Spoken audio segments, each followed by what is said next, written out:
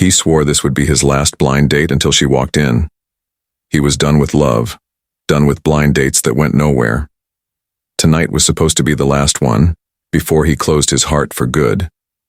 But the woman who walked through that door 10 minutes late, she wasn't just another date.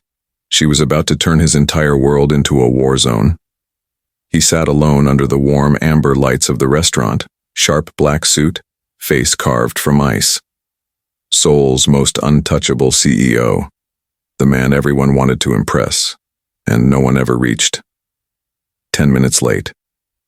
He checked his watch, exhaled once, and prepared to leave. Freedom was only one empty chair away. Then the door opened.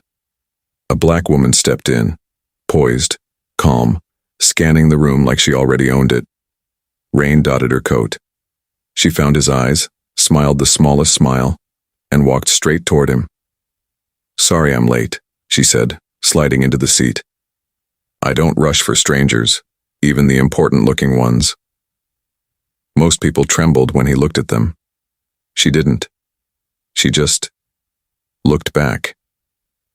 "What makes you think I'm important?" he asked, voice low. Men who build walls that high usually are. And something inside him cracked for the first time in years. Her name was Jade. And this was only the beginning. She didn't flirt. She didn't try to impress. She asked questions that slipped past every defense he'd spent a decade building. "Why do you look like you're waiting for something bad to happen?" He froze. No one had ever seen that before. He opened his mouth to deflect, and a truth slipped out instead. "I'm not used to people looking at me the way you do."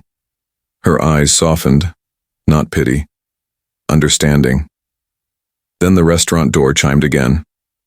A man stood in the entrance, staring straight at him. Recognition, cold, dangerous. Jade noticed the shift in him instantly. "What aren't you telling me?" she whispered. He had no answer ready. A sudden crash, glasses shattering. His body moved before his mind caught up, hand instinctively reaching to shield her. She saw it. The training. The hyper-awareness. This wasn't just a rich businessman. His phone buzzed. One photo. Her. Taken inside the restaurant 20 minutes ago. Someone had been watching her before she even sat down. He stood so fast the chair screeched. "We're leaving. Now." She didn't ask stupid questions. She moved with him. Through the kitchen, past shocked cooks, out into the pouring rain. Footsteps behind them. Fast. He pulled her into a narrow alley, pressed her against the wet brick, shielding her with his body. For one heartbeat their eyes locked. Rain on her lashes, neon bleeding across his face. Then a voice cut through the storm. Park Min-ho. The name he buried 6 years ago. She went still. That name wasn't on any dating profile. A gun rose from the shadows, aimed at his head. 6 years, the scarred man sneered. "You thought you could vanish?" Jade's voice was steady against his ear. "Who is he?" "My brother's killer," he whispered, "and the man I left to die." Scarthroat smiled. "Hand over the drive or she takes your place in the ground." She scanned the alley. Dumpsters, fire escape, crates. Then yanked Min-ho sideways. Metal crates crashed down like thunder, buying them 3 seconds. They ran. Through back streets, lungs burning, rain blinding. Jade suddenly veered left, pounded on a steel side door. A massive bouncer opened it, eyes wide. Jade. Been a long time. Back room. Now.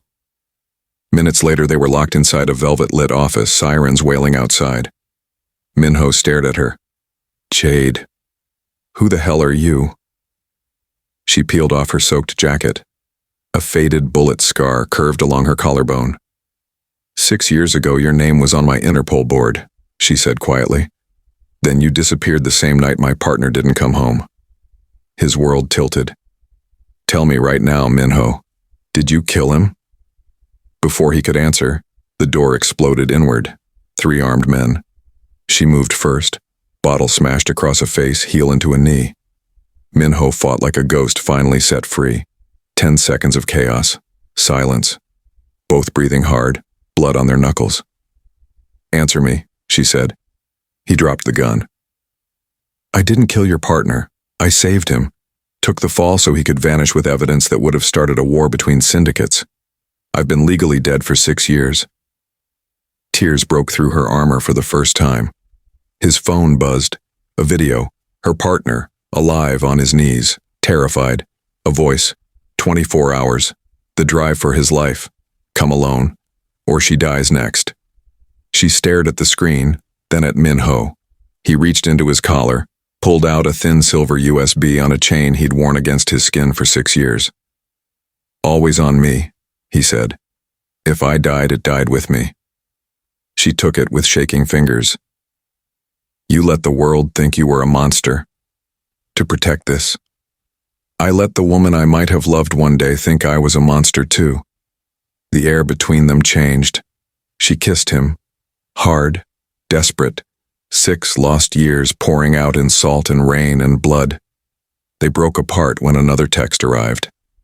Midnight, Han River Bridge. If she's there, they both die. She laughed, fierce, fearless. They really don't know who they're dealing with. 11:57 p.m. Han River Bridge. Wind screamed, city glittered like broken glass. They stood back to back in the center lane, him holding a drive, her holding a gun. 4 cars screeched in from both sides. Scarthroat dragged her former partner into the headlights, gagged, bleeding. Drive now. Min-ho looked at Jade. She nodded once. He tossed the drive high into the air. Every gun swung upward. Jade fired a single shot into the sky, then held up an identical drive and smiled. The one in the air was blank. Chaos exploded. She reached her partner, cut him free. Min-ho took a bullet to the shoulder but kept moving, slamming Scarthroat against the railing. Sirens suddenly flooded the bridge, blue and red lights everywhere. Her old Interpol team. She'd called them the moment they left the club. It was over in minutes. Handcuffs. Medics. Rain still falling. Jade knelt beside Min-ho on the wet concrete, pressing her hand to his bleeding shoulder. You idiot, she whispered, voice cracking. You were supposed to let me handle it. He laughed once, weak, alive. Never leaving you again. Her former partner, the man Min-ho had saved at the cost of his own name, knelt too, tears streaming. Thank you, he choked. Both of you. Medics lifted Min-ho onto the stretcher. Jade leaned close, forehead against his. So, still done with blind dates? He grinned through the pain. Only if they all end like this. She kissed him. Slow, certain, the city lights blurring behind them. The storm was over. But their story had only just begun. If this story made your heart race, hit that like button, subscribe, and turn on notifications, because the next one might be even wilder. Tell me in the comments, would you have gone on that blind date? See you in the next story.